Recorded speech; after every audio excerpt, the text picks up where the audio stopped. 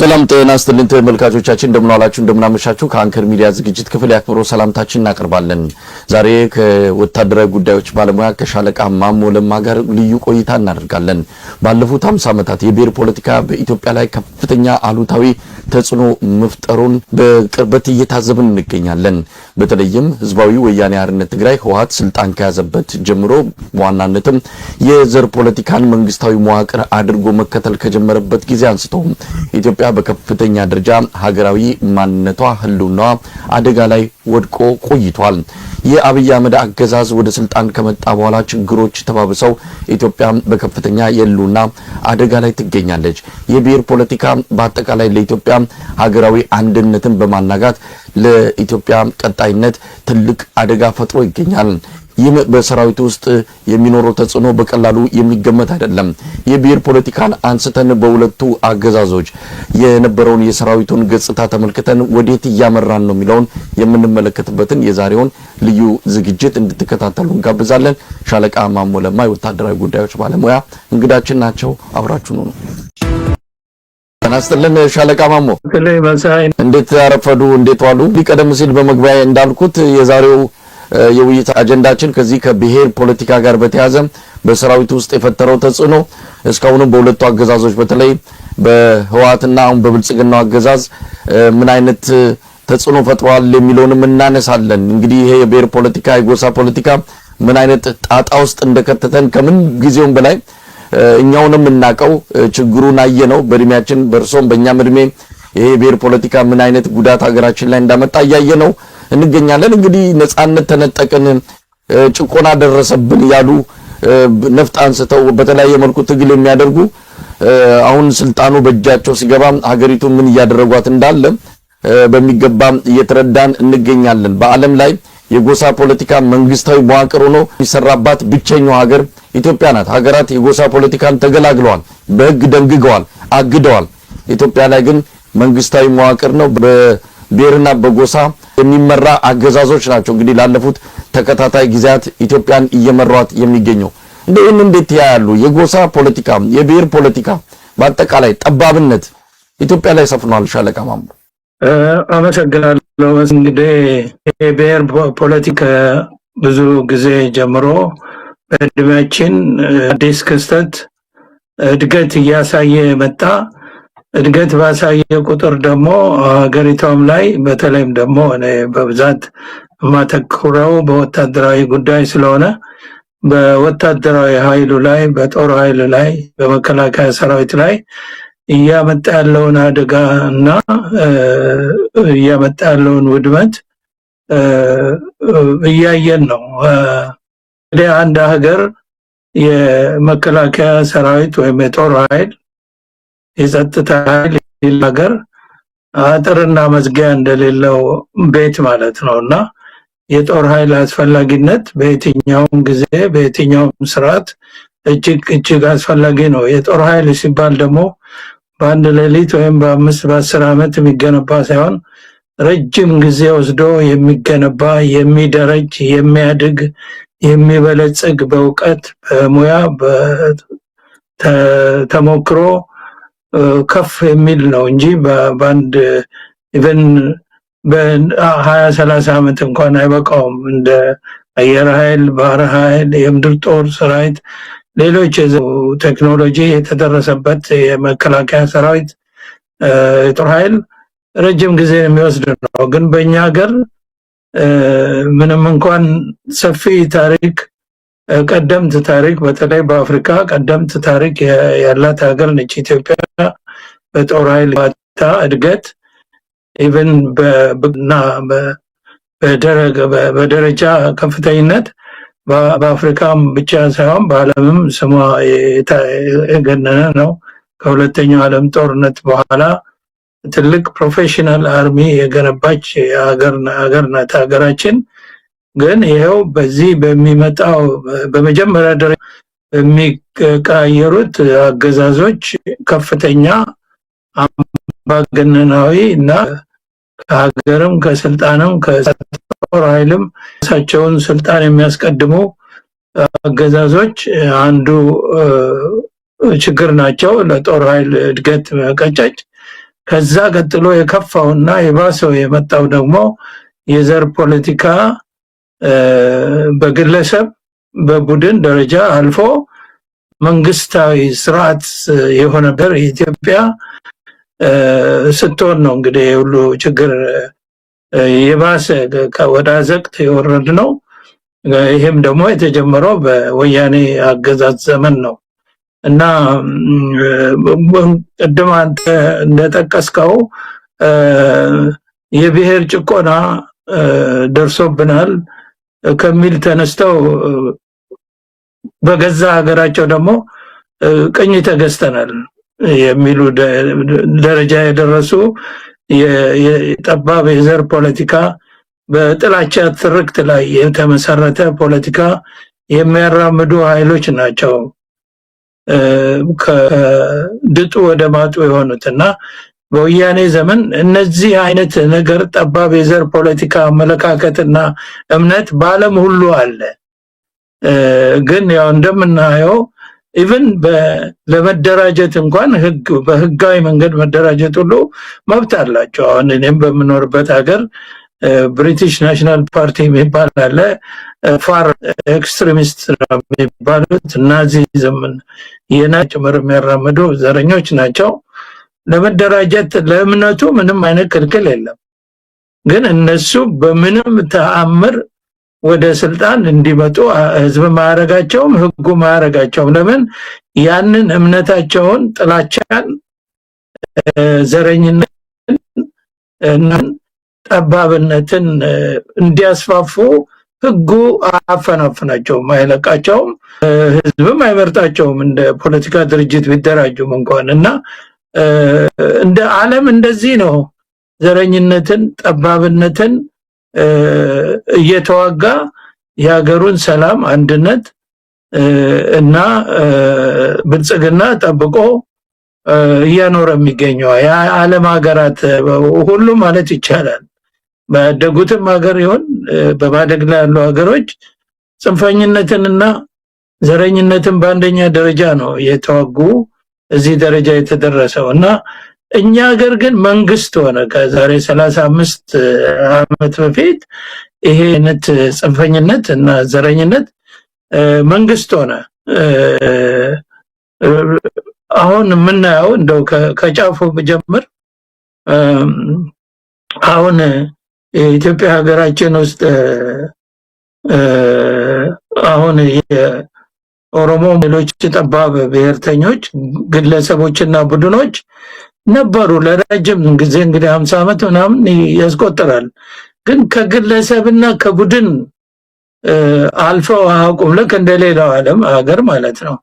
እንደገና እነሱ የሐሰት ትርክት ዘርተው የጥላቻ መርዝ ዘርተው ህዝቡን አነቃንቀው እርስ በርሱ እንዲበጣበጥ ለማድረግ ያደረጉት ሙከራ ሁሉ የሁሉም ህዝብ የኦሮሞም ይሁን የሌላ ብሔረሰብ ህዝብ ያንን ባለመቀበሉ አክሽፎት ነው የኖረው እንደ ብዙ ሀገሮች ማለት ነው።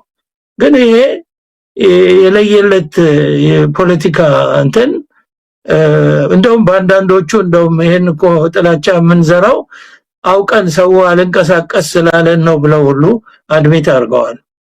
አንዳንዶቹ ዋናዎቹ መስራች ከነበሩት ውስጥ ሳይቀር እና ፍሬ ሊያፈራ አልቻለም ነበር እንግዲህ እስከ ወያኔ ዘመን ድረስ። ወያኔ ዘመን ሲመጣ ግን የኢትዮጵያዊነትን በጣም የሚገርመው እኮ ደግሞ የዚህ የኢትዮጵያ የዘር ፖለቲካ ጽንፈኝነት የዚህ በሌላው ዓለም የምናየው ይሄ ናዚዝም ወይም ፋር ራይት የሚባሉት አትሊስት ናሽናሊስት ናቸው፣ ብሔራዊ ስሜት አላቸው። ኢትዮጵያ ውስጥ ያለው የዘር ፖለቲካ ግን ጠባብ ይሄ ዘር በጎሳ ፖለቲካ ናሽናሊስትም አይደለም። የሚመሰረተው እንደውም ኢትዮጵያንና ኢትዮጵያዊነትን በመጥላት ላይ ነው። በጣም የሚገርመኝ ነገር ይሄ ብቻ ነው። አሁን ይሄ ኢትዮጵያና ኢትዮጵያዊነትን የሚጠላ በሐሰት ትርክት ላይ ተመስርቶ ምን ሆነ? ወደ መንግስታዊ ስልጣን መጣ። በቃ በወያኔ ዘመን ወደ መንግስታዊ ስልጣን ምንድነው የሆነው? ለቀቀው ማለት ነው። አመቻቸ። ሀገሪቷ በሙሉ በዘር ፖለቲካ አደረጃጀት አወቃቀር አከላለል ውስጥ ገባች። ሁሉም ነገር የዘር ፖለቲካ ሲሆን እንግዲህ በቃ ሀገሪቷ በደንብ በጸረ ኢትዮጵያና ጸረ ኢትዮጵያዊነት ላይ ተመሰረተ ማለት ነው። እና በጣም የሚያሳዝነው ነገር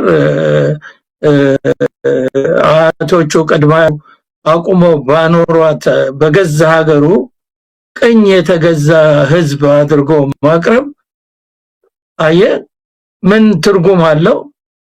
ቅኝ የተገዛ ነው ስትል አንድን ብሔረሰብ ወይም ብሔር ቅኝ ገዢ አለ ማለት ነው። ቅኝ ሀገር ቅኝ ገዢ ህዝብ አለ ማለት ነው። አሁን እነሱ እንግዲህ ቅኝ ገዢ ሀገር የሚያደርጉት ኢትዮጵያ፣ ቅኝ ገዢ ህዝብ የሚያደርጉት ደግሞ የተቀረውን ኢትዮጵያዊ ነው ማለት ነው። ስለዚህ ያንን በጠላትነት የፈረጀ የፖለቲካ ሴራ ነው ስልጣን ላይ የወጣው። ይሄንን ዝም ብለን ስናስታምመው ግማሾቻችን ማመንም እያቃተን ለምን የኖር ነው የሰራ ነው ብዙ ጊዜያችንን ያሳለፍ ነው እንደው በብሔር ታጥረን አይደለም ከሌላው ብሔር ብሔረሰብ ጋር በተለይ በውትድርና ዓለም ስንሰለጥን ሰማራ ግዳጅ ላይ ስንኖር ከእናት አባት ቤተሰብ በላይ እኮ ነው ውትድርና። አብረህ ሰልጥነ አብረህ ግዳይ ተሰማርተ አብረህ ውለህ አብረህ የምታደር አብረህ የምትሞት አብረህ መከራን የምትቀበል ውሃ ቢጠማ ውሃ ኮዳ ላይ በክዳኗ ተከፋፍለ ቦርሳ ውስጥ ያለች ኮሾሮ ካለች ጓደኛ ጨረስኩ ኮሾሮን ካለ ግማሿን ቆርሳ ብስኩቷን ሰጠኸው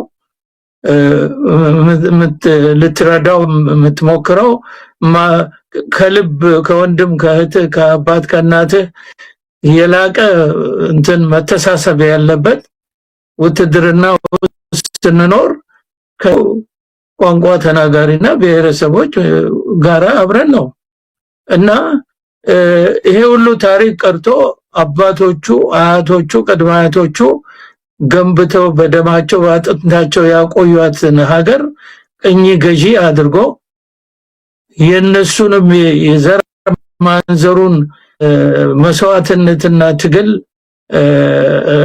ሁሉ የጠላት ድርጊት አድርጎ የሚያይ የዘር ፖለቲካ ነው። እንግዲህ አሁን አይኑን አውጥቶ ጥርሱን አቅጥጦ የመጣው ቆየ ነው። እኔ አሁን ይሄን ለመናገር በጣም ያነሳሳኝ ነገር ምንድነው?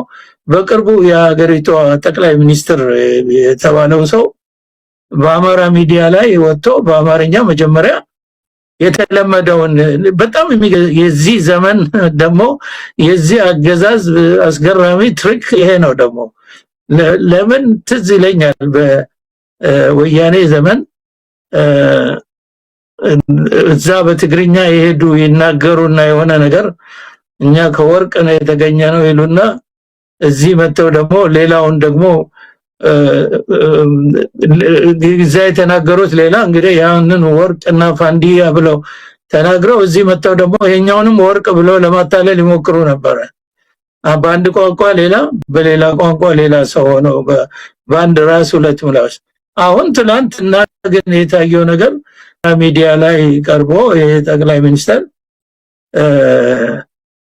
ኢትዮጵያዊነትን የሚል ከተናገረ በኋላ በአማርኛ ቋንቋ ወዲያው ደግሞ በኦሮምኛ ቋንቋ 100 ዓመት ከሌላው ተለይቶ ኦሮሞ ቅኝ ተገዢ የነበረ ህዝብ እና እንደውም ባሪያ የነበረ ነፃ መውጣቱን በሱ ዘመን እና ነፃ አውጭም እንደማያስፈልገው ቀስቃሽ ካድሬ ሆኖ ነው የቀረበው። አይገርምም? በጣም አይገርምም? በህይወታችን ያንድ ሀገር መሪ በዚህ አይነት ደረጃ የዘር ጥላቻ ፖለቲካን አራማጅ ሆኖ እኮ ድሮ በአንዳንድ ቦታ እንደዚህ የዛ የሚባሉ ሰዎች እንዲያሉ ሲባል የምንሰማውን እኮ ነው የሀገር መሪም የተናገረውና እቺ 100 ዓመት እንግዲህ የኢትዮጵያና ኢትዮጵያዊነትን ጥላቻ ደግሞ ማሳየው እቺ 100 ዓመት የምትባል ነች። ዘመን ኢትዮጵያ የ100 ዓመት ታሪክ ናት ያላት ብለው ያው ብቻ መንግስት ስልጣን ኃይሉንም በተቆጣጠሩ ዘመን ኢትዮጵያን ሲሰድቡ የኢትዮጵያን ታሪክ ሲያዋርዱ ነበረ። አሁንም የተደገመው ይሄ ነው። ኢትዮጵያ 100 ዓመት ታሪክ ነው። ገናና ታሪኳ ከዓለም የቆዩ ሀገራት መካከል የጥንት ታሪክ ካላቸው ሀገራት መካከል የምትመደብ ሀገርን እና ኢትዮጵያዊነትን የማዋረዱ ተግባርና ዘረኝነት፣ ጠባብነት፣ በዘር መጥበብ የጥላቻ ትርክት በዘር መጥበብ ምክንያት አይምሯቸው የናወዘ ሰዎች መንግስት ስልጣን ላይ አሉ ማለት ሙሉ በሙሉ ተቆጣጥረውታል። ይሄ አደጋው ከባድ ነው። ይሄ አደጋ ከባድ ነው እና እንዳልኩት ድሮ ቢሆን ጽንፈኛ ያለ አሁን መንግስት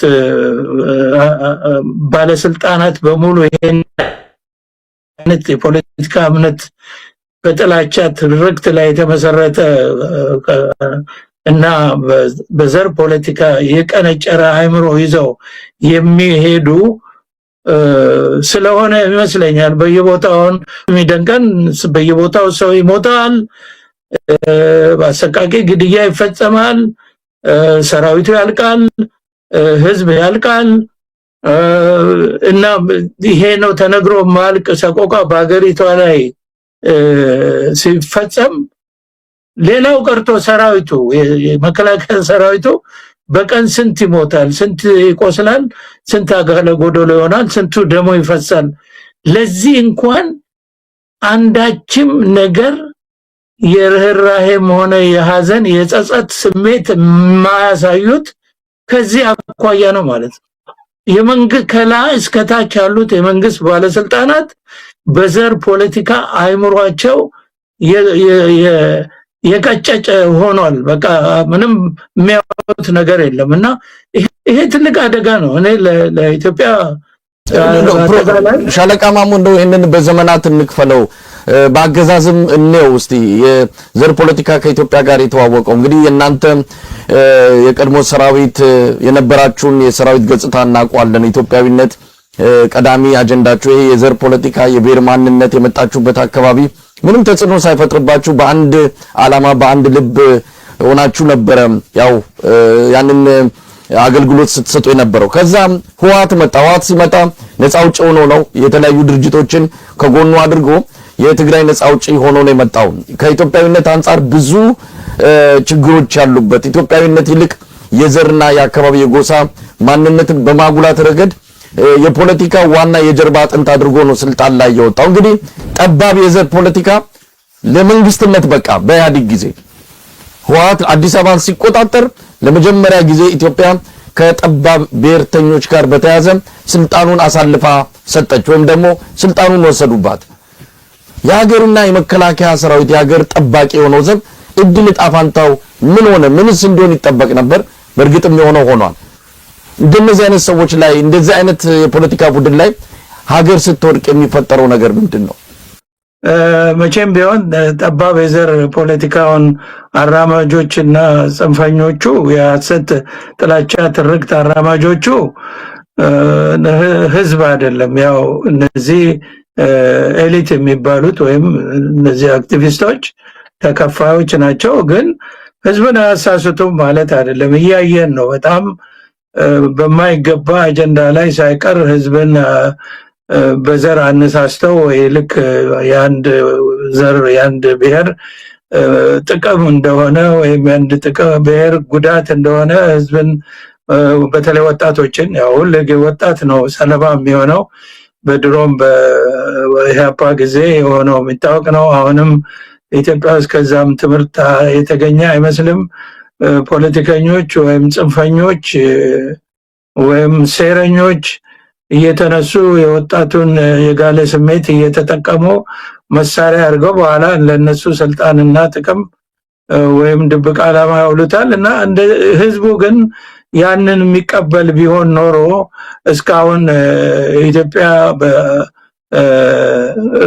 በዚህ ደረጃ አትገኝም ነበርና ህልው ሆና ትኖርም ነበርና በሌላ በኩል ግን ሁሉም ሰው ሲምፕል የሆነው ነገር ምንም አይነት የፖለቲካ ሳይንቲስት መሆን ሳያስፈልግ ሁሉም ሰው ሊረዳው የሚችለው ነገር ምንድነው ኢትዮጵያ ውስጥ መቼ ነፃነት ፍትህ እኩልነት መጥቶ ያውቃል ያንዱ ብሔር ያንዱ አካባቢ ካንዱ አካባቢ ሊበልጥ ይችላል ጉዳቱ እንደገና ደግሞ ባህልም ቋንቋም በራሱ በታሪክ ሂደት በሁኔታዎች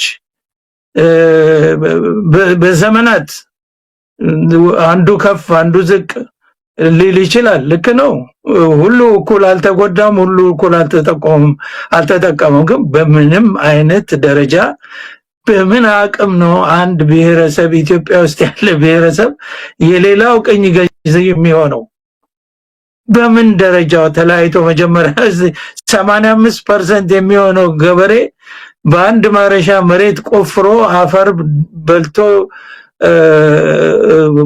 በመከራ ውስጥ አልፎ የለት ምግቡን ተርፋው ትንሽ ሸጦ ህዝቡን የሚያኖር ራሱም የሚኖር ህዝብ ባለበት ሀገር ከድህነት አረንቋ ባልወጣ ማህበረሰብ ውስጥ አንዱ ቅኝ ገዢ ሌላው ቅኝ ተገዢ የሚሆንበት ታሪክ ከቶ እንዴት ይሆናል ግን መበላለግ ጉዳቱ ያንዱ የከፋ ያንዱ አነስ ያለ ያንዱ ከፍ ያለ በባህልም በቋንቋም እንዲህ ሊሆን ይችላል ግን ይሄ መቼ ነው መፍትሄ የሚያገኘው ይሄ እኮ መፍትሄ የሚያገኘው ሲምፕል ያልኩት በአንድ ሀገር ላይ ዲሞክራሲ ፍትህ ነፃነት የህግ የበላይነት መስፈን ሲቻል ነው ይሄ የሚስተካከለው ትላንትና የወያኔ ብሔርተኞች የትግራይ ህዝብ ብቻ ከሌላው ተለይቶ ተጎድቶ ለከነ የበለጠ ተጎድቶ ሊሆን ይችላል ግን የአማራ ህዝብ አይደለም የኦሮሞ ህዝብ አይደለም የጎዳው አገዛዞቹ እነሱ በሚያመቻቸው በሚመርጡት መንገድ በሚከተሉት አይዲዮሎጂ ስለሚመሩ አንዱ ከፍ አንዱ ዝቅ ትንሽ ልዩነት ይኖራል የጉዳት በተለየ ጉዳት ነው የጥቅም እንኳን አይመስለኝም አንድም ብሔረሰብ ላይ ያደረሰና ሌላውን ያደየም አገዛዝ በኢትዮጵያ የለም እንደዛም አይነት የኑሮ ደረጃም የለም ኢትዮጵያ ውስጥ እና ይሄ በምን ይፈታል ወያኔ እንደዚህ አለ መጣ ስለዚህ የትግራይ ህዝብ ከሌላ ይበልጥ የተጎዳ ነው አለ እሺ ሊሆን ይችላል ይሄም ቅድም እንዳልኩት ምክንያቶቹ እንጂ ሌላ ህዝብ አይደለም የጎዳው እነሱ ግን ህዝብ እንደጎዳቸው ኢትዮጵያ የምትባል ሀገር እንደጎዳቻቸው አርገው ነው ፖለቲካውን የሰሩት የህዝቡን አይምሮ በጥላቻ የመረዙት ከዛም ውስጥ ደግሞ ብሔር መርጠው ነው ያውም ደግሞ ይሄኛው ብለው በተለይ አማራ ብለው ነው ግልጽ ነው እና መጡ ኢትዮጵያን በሙሉ ወሰዱ ተባሉ መገንጠል ሳይሆን ኢትዮጵያን ግዙ ተባሉ ስልጣን ያዙ ስልጣን ሲይዙ ሌሎቹም ተጨቁነዋል ቢባልም እኛ ከደርግ ነፃ አውጥተናቸዋልና ያንበሳው ድርሻ ለኛ ነው የሚገባው አሉ እንግዲህ አሉ እሱንም አደረጉ በሱም አልበቃቸውም እና ያው ሁሉም ምን አመጡ የሚለውን ወደኋላ እናያለን መጨረሻው ምን ሆነ ያንን የተካው ደግሞ አሁን የመጣው ደግሞ ጭራሽ ቅኝ የተገዛ ነው ብሎ ልክ ብሔረሰቡ የብሔሩ እንኳን ወክዬ ነው የምናገረው ማምነው የሚል ነው ብሎ ደግሞ አሁን ቅኝ የተገዛን ስለሆነ ሁሉም ነገር ለኛ ያስፈልገናል የሚል አይነት አመለካከት ደግሞ ይዘመጣ እንዴት ነው የሚሆነው ነገ ደግሞ ሌላው ይመጣል ምናልባት አማራው እንግዲህ እነዚህ ሶስቱ ናቸው እንግዲህ ስማቸው የሚነሳው ሌላው እኮ እንዳለ ማይቆጠርም እኮ በብዙ ነገር በጣም የሚያሳዝነው ፓርቲ ነው ሶስተኛ ደግሞ አማራ ዲመጣና ደግሞ አሁንም እንደዚህ ተደረገ ሉናይና መጥቼ ብሎ ደግሞ እሱ ያንበሳው ድርሻ ምን አገር እንደዚህ ሊቀጥል አይችልም አገር ይጠፋል እንዴት ነው የሚጠፋው አገር ሊያጠፉ የሚችለው የዘር ፖለቲካ በወያኔ ዘመን ያየነው ነው እና ቅድም እንዳልኩት ይሄ መፍትሄው ሌላ ሀገራችን ውስጥ የሚሰራው ግን ሌላ ነው እና እንግዲህ ምንድነው የዓለም ሀገራት ሁሉ ይሄንን የሚዋጉት በርቀት የሚይዙት ቅድም እንዳልኩት የጀርመን ፖለቲካ ጀርመን ናዚ ወደ ፖለቲካ ስልጣን ሲመጣ ሶሻሊስት ስልጣን ሀገሪቷን ከደረሰባት በአንደኛ ዓለም ጦርነት ኢኮኖሚ ድቀት አበለጸጋለሁ ኢንዱስትሪያል አደርጋለሁ ብሎ ነው ብዙ ኢኮኖሚ እንቅስቃሴ አድርጎ ነው ከዛ በኋላ አብጦ ሰክሮ በዘር ፖለቲካ ጠቦ እኛ የተለየን ዘር ነን ልክ ኢትዮጵያ ውስጥም እኮ ተጀምሮ ነበር እነሱ የአርያን ዘር ነን እንደሚሉት የዘር ፖለቲካ መጨረሻው ሲሄድ እንደ ጀርመን የአርያን ዘር ነን ምርጥ ዘር ነን ማለት ያመጣል ማለት እና ያንን አድርጎ ለሀገሩ አይደለም ዓለምን ለውድመት የዳረገ ሁለተኛ ዓለም ጦርነትን አምጥቷል ያ በትልቅ ደረጃ የሚታይ ነው እንደምሳሌ ሌላው የቅርባችንን የሶማሌን ማየት ነው ሶማሌ ውስጥ ስልጣን ላይ ያለው አንድ የጎሳ ኃይል የዘያድ ባሬ ጎሳ ማለት ነው እና ወታደሮች ነበሩት ከተለያየ እንትን በዚህ በዘር ፖለቲካ ምክንያት ሲፋጁ የጦር ኃይሉ መንግስት ስልጣኑን ሲለቅና ተገፍቶ ሲፈርስ የጦር ኃይሉ ባንድ ወቅት እኮ በ69 ዓመተ ምህረት የኢትዮጵያን ጦር ኃይል በ10 እጅ አጥፈው በልጠው በመሳሪያ በተዋጊ ኃይል የኢትዮጵያን 600 ኪሎ ሜትር ድረስ ገብተው ድሬዳዋና አዋሽ ድረስ እኮ ደርሶ የነበረ የጦር ኃይል ነው የሶማሌ ጦር ተመቶ ተደምስሶ ተመልሶ ተቋቁሞ የነበረ ዝም ብሎ የጦር ኃይልም አይደለም እና ብዙ ጊዜ በብዙ ሀገሮች በራሺያ በእንግሊዝ የሰለጠነ የጦር ኃይል ነው የነበረው እና ያ ጦር ኃይል ሲበተን በየዘሩ ነው የሄደው በየጎሳው ነው የገባው በየጎሳው ሲገባ ነው ሶማሊያ የፈረሰችው እና ይሄንን ነው በአብዛኛው ማየው ነገር ይሄ አሁን ደግሞ እንደዚህ አይኑን አፍጥጦ ጥርሱን አግጥጦ የመጣው ጠባብ የዘር ፖለቲካ ጽንፈኝነት የጥላቻ ትርክት መጨረሻ ላይ ኢትዮጵያን የመጀመሪያው ሰለባ የሚያደርገው የመከላከያ ሰራዊቱን ነው ለምን ዘረኝነትና የሀገር መከላከያ ሰራዊት አንድ ላይ አይሄዱ ወያኔ በስልጣን በያዘ ጊዜ መጀመሪያ ያፈረሰው የኢትዮጵያን ጦር ኃይል ነው ለምንድን ነው ይሄ የሆነው የጦር ኃይሉ ወያኔ አገሪቷ ጦር ኃይል እሱ መንግስት ስልጣን ሲይዝ ጦር ኃይል እንደሚያስፈልገው ያውቃል በሚገባ ያውቃሉ ይረዳሉ ግን የጦር ኃይሉ ግን ደግሞ ለመከላከያ ሰራዊቱ ግንባታ ትልቅ እርሾ ነው በዛን ጊዜ ወደ 80 ዓመት የተጠጋው የጦር ኃይል ትልቅ የደረጀ በጦርነት እርሾን ያጣበ ድም ቢመናመንም በመንግስት አመራር ስተት ቢጎዳም ግን እርሾ ነበረው በጣም የቆየ ደረጃ ሰራዊት ነው በወታደርና ሙያ በወታደርና ሳይንስ በቴክኒክ በጣም የደረጃ ሰራዊት ነው እና ያንን ሰራዊት ልምዱን ተሞክሮን እና ዕውቀቱን አይፈልግም ማለት አይደለም ወያኔ ግን አላማቸው እሳትና ውሃ ናቸው እሳትና ጭድ አይገናኝም ያ ኢትዮጵያ ነው የሚለው ይሄ ኢትዮጵያን ጠልቶ የተነሳ ነው ኢትዮጵያዊነትና ኢትዮጵያዊነትና ኢትዮጵያን የሚጠላ ኃይል የኢትዮጵያን ጦር ኃይል ሊገነባ ሊያቆም ሊያኖር አይችልም ስለዚህ አፈረሰው ታዲያ እሱን አፈረሰ እንጂ